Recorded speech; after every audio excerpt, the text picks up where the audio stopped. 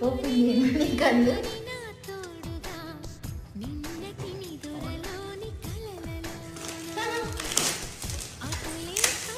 అమ్మ gas wine bottle అనుకున్నావా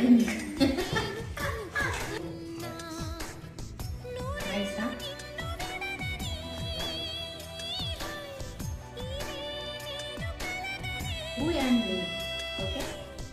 happy Valentine's day నాకు గిఫ్ట్ ఏది మరి